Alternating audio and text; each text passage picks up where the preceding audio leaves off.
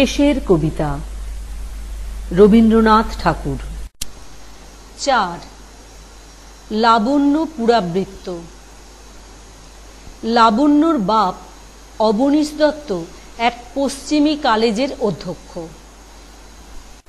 মাতৃহীন মেয়েকে এমন করে মানুষ করেছেন যে বহু পরীক্ষা পাশের ঘষাঘষিতেও তার বিদ্যাবুদ্ধিতে লোকসান ঘটাতে পারেনি।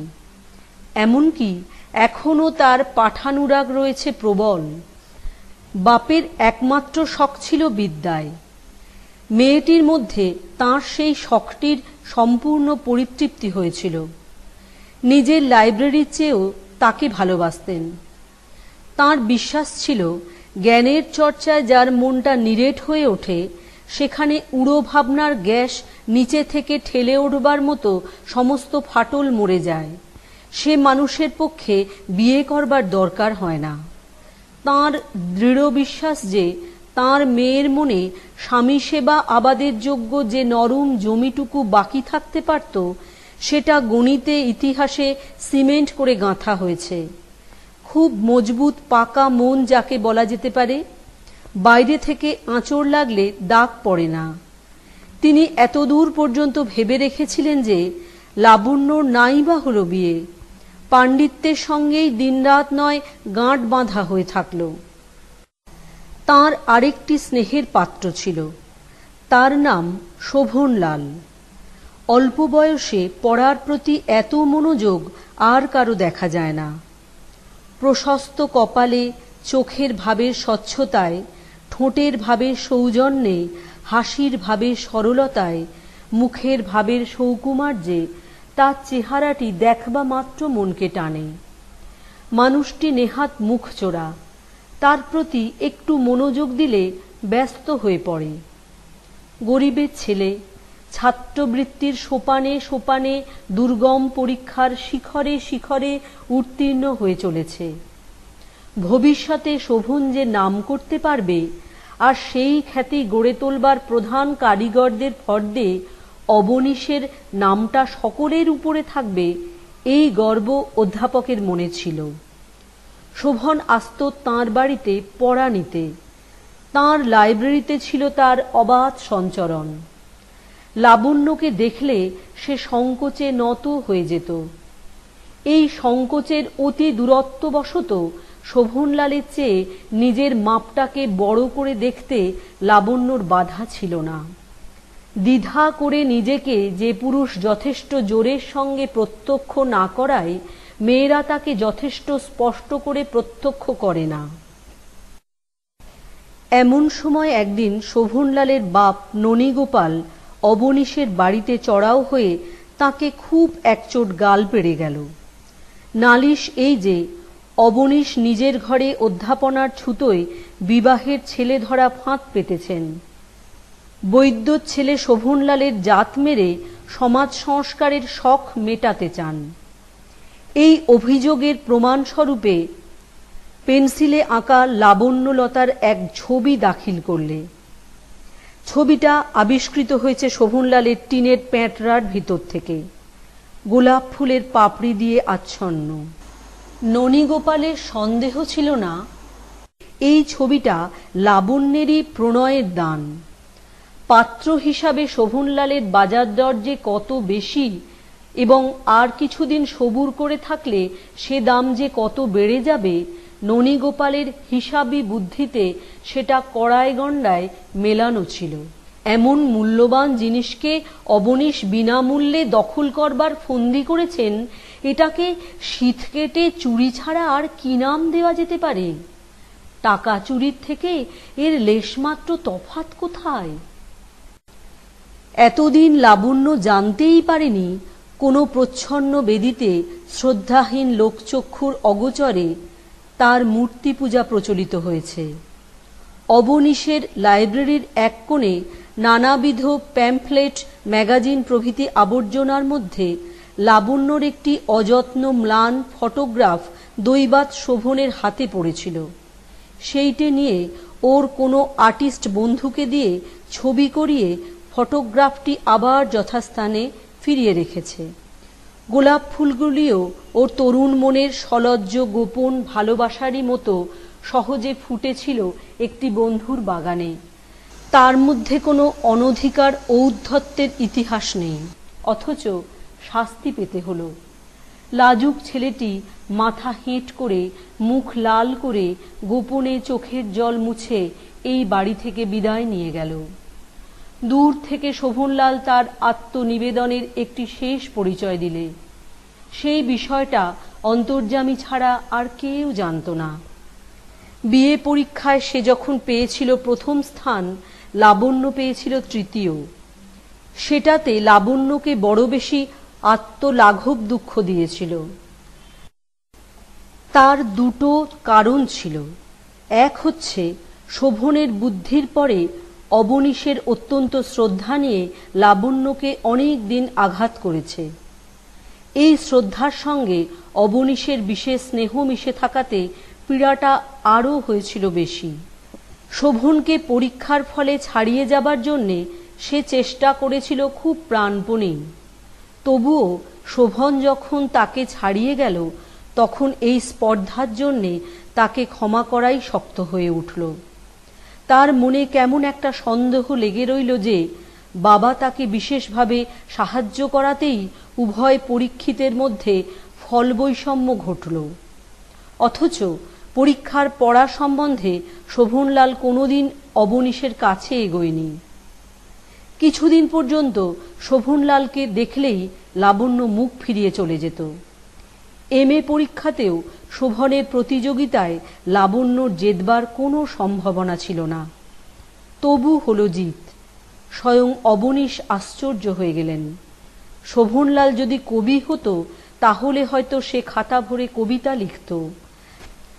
তার বদলে আপন পরীক্ষা পাশের অনেকগুলো মোটা মার্কা লাবণ্যর উদ্দেশ্যে উৎসর্গ করে দিলে।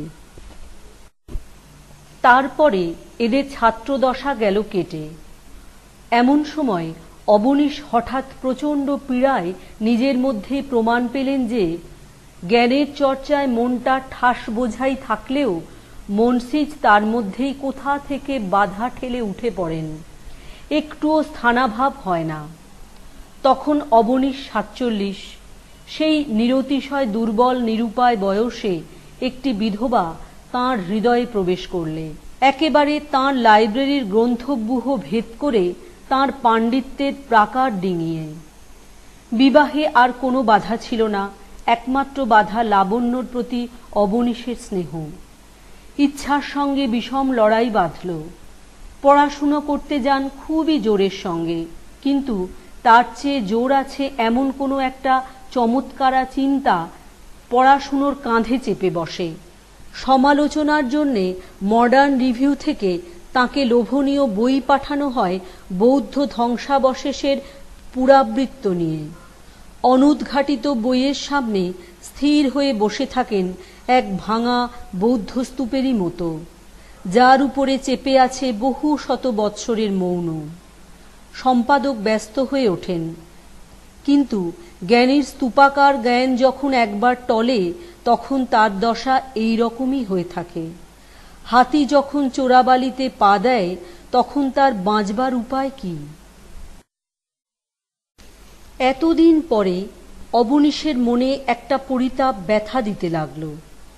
তাঁর মনে হলো তিনি হয়তো পুঁথির পাতা থেকে চোখ তুলে দেখবার অবকাশ না পাওয়াতে দেখেননি যে শোভনলালকে তাঁর মেয়ে ভালোবেসেছে। কারণ শোভনের মতো ছেলেকে না ভালোবাসতে পারাটাই অস্বাভাবিক। সাধারণভাবে বাপজাতটার পরেই রাগ ধরল, নিজের উপরে, ননীগোপালের পরে। এমন সময় শোভনের কাছ থেকে এক চিঠি এলো।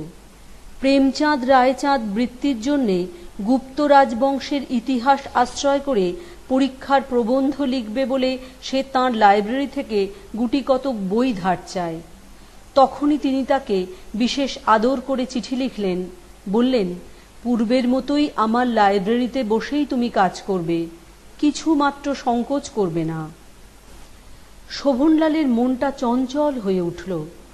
সে ধরে নিলে এমন উৎসাহপূর্ণ চিঠির পিছনে হয়তো লাবণ্যর সম্মতি প্রচ্ছন্ন আছে। সে লাইব্রেরিতে আসতে আরম্ভ করলে।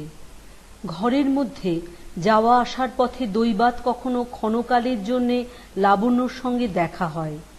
তখন শোভন গতিটাকে একটু মন্দ করে আনে। ওর একান্ত ইচ্ছে লাবণ্য তাকে একটা কোনো কথা বলে, জিজ্ঞাসা করে কেমন আছো। যে প্রবন্ধ নিয়ে ও ব্যাপৃত সে সম্বন্ধে কিছু কৌতূহল প্রকাশ করে। যদি করত তবে খাতা খুলে একসময় লাবণ্যর সঙ্গে আলোচনা করতে পারলে ও বেঁচে যেত। ওর কতকগুলি নিজের উদ্ভাবিত বিশেষ মত সম্বন্ধে লাবণ্যর মত কি জানবার জন্যে ওর অত্যন্ত ঔৎসুক্য। কিন্তু এ পর্যন্ত কোনো কথাই হলো না। গায়ে পড়ে কিছু বলতে পারে এমন সাহসও ওর নেই। এমন কয়েকদিন যায়। সেদিন রবিবার। শোভনলাল তার খাতাপত্র টেবিলের উপর সাজিয়ে একখানা বই নিয়ে পাতা উল্টাচ্ছে, মাঝে মাঝে নোট নিচ্ছে। তখন দুপুরবেলা। ঘরে কেউ নেই। ছুটির দিনের সুযোগ নিয়ে অবনীশ কোন এক বাড়িতে যাচ্ছেন তার নাম করলেন না, বলে গেলেন আজ আর চা খেতে আসবেন না। হঠাৎ একসময় ভেজানো দরজা জোরে খুলে গেল। শোভনলালের বুকটা ধড়াস করে উঠল কেঁপে। লাবণ্য ঘরে ঢুকল। শোভন শশব্যস্ত হয়ে উঠে কি করবে ভেবে পেল না। লাবণ্য অগ্নিমূর্তি ধরে বললে, আপনি কেন এই বাড়িতে আসেন? শোভনলাল চমকে উঠল। মুখে কোনো উত্তর এলো না। আপনি জানেন এখানে আসা নিয়ে আপনার বাবা কি বলেছেন? আমার অপমান ঘটাতে আপনার সংকোচ নেই? শোভনলাল চোখ নিচু করে বললে, আমাকে মাপ করবেন, আমি এখনই যাচ্ছি। এমন উত্তর পর্যন্ত দিলে না যে লাবণ্যর পিতা তাকে স্বয়ং আমন্ত্রণ করে এনেছেন। সে তার খাতাপত্র সমস্ত সংগ্রহ করে নিলে। হাত থরথর করে কাঁপছে। বোবা একটা ব্যথা বুকের পাঁজরগুলোকে ঠেলা দিয়ে উঠতে চায়, রাস্তা পায় না। মাথা হেঁট করে বাড়ি থেকে সে চলে গেল। যাকে খুবই ভালোবাসা যেতে পারত তাকে ভালোবাসবার অবসর যদি কোনো একটা বাধায় ঠেকে ফসকে যায়, তখন সেটা না ভালোবাসায় দাঁড়ায় না, সেটা দাঁড়ায় একটা অন্ধ বিদ্বেষে, ভালোবাসারই উল্টো পিঠে। একদিন শোভনলালকে বরদান করবে বলেই বুঝি লাবণ্য নিজের অগোচরেই অপেক্ষা করে বসেছিল। শোভনলাল তেমন করে ডাক দিলে না। তারপরে যা কিছু হলো সবই গেল তার বিরুদ্ধে। সকলের চেয়ে বেশি আঘাত দিলে এই শেষ কালটায়। লাবণ্য মনের ক্ষোভে বাপের প্রতি নিতান্ত অন্যায় বিচার করলে। তার মনে হলো নিজে নিষ্কৃতি পাবেন ইচ্ছা করেই শোভনলালকে তিনি আবার নিজে থেকে ডেকে এনেছেন, ওদের দুজনের মিলন ঘটাবার কামনায়। তাই এমন দারুণ ক্রোধ হলো সেই নিরপরাধের উপরে। তারপর থেকে লাবণ্য ক্রমাগতই জেদ করে করে অবনীশের বিবাহ ঘটালো। অবনীশ তাঁর সঞ্চিত টাকার প্রায় অর্ধাংশ তাঁর মেয়ের জন্যে স্বতন্ত্র করে রেখেছিলেন। তাঁর বিবাহের পরে লাবণ্য বলে বসল সে তার পৈতৃক সম্পত্তি কিছুই নেবে না, স্বাধীন উপার্জন করে চালাবে। অবনীশ মর্মাহত হয়ে বললেন, আমি তো বিয়ে করতে চাইনি লাবণ্য, তুমিই তো জেদ করে বিয়ে দিয়েছ, তবে কেন আজ আমাকে তুমি এমন করে ত্যাগ করছো? লাবণ্য বললে, আমাদের সম্বন্ধ কোনো কালে যাতে ক্ষুণ্ণ না হয় সেজন্যই আমি এই সংকল্প করেছি। তুমি কিছু ভেবো না বাবা, যে পথে আমি যথার্থ সুখী হব সেই পথে তোমার আশীর্বাদ চিরদিন রেখো। কাজ তার জুটে গেল। সুরমাকে পড়াবার সম্পূর্ণ ভার তার উপরে। জ্যোতিকেও অনায়াসে পড়াতে পারত, কিন্তু মেয়ে শিক্ষয়িত্রীর কাছে পড়বার অপমান স্বীকার করতে জ্যোতি কিছুতেই রাজি হল না। প্রতিদিনের বাঁধা কাজে জীবন একরকম চলে যাচ্ছিল। উদ্বৃত্ত সময়টা ঠাসা ছিল ইংরেজি সাহিত্যে, প্রাচীন কাল থেকে আরম্ভ করে হালের বার্নার্ড শর আমল পর্যন্ত, এবং বিশেষভাবে গ্রিক ও রোমান যুগের ইতিহাসে, গ্রোট, গিবন ও গিলবার্ট মারের রচনায়। কোনো কোনো অবকাশে একটা চঞ্চল হাওয়া এসে মনের ভিতরটা যে একটু এলোমেলো করে যেত না, তা বলতে পারিনি, কিন্তু হাওয়ার চেয়ে স্থূল ব্যাঘাত হঠাৎ ঢুকে পড়তে পারে ওর জীবনযাত্রার মধ্যে, এমন প্রশস্ত ফাঁক ছিল না। এমন সময় ব্যাঘাত এসে পড়ল মোটর গাড়িতে চড়ে, পথের মাঝখানে, কোনো আওয়াজ মাত্র না করে। হঠাৎ গ্রিস রোমের বিরাট ইতিহাসটা হালকা হয়ে গেল, আর সমস্ত কিছুকে সরিয়ে দিয়ে অত্যন্ত নিকটের একটা নিবিড় বর্তমান ওকে নাড়া দিয়ে বললে, জাগো। লাবণ্য এক মুহূর্তে জেগে উঠে এতদিন পরে আপনাকে বাস্তব রূপে দেখতে পেলে, জ্ঞানের মধ্যে নয়, বেদনার মধ্যে।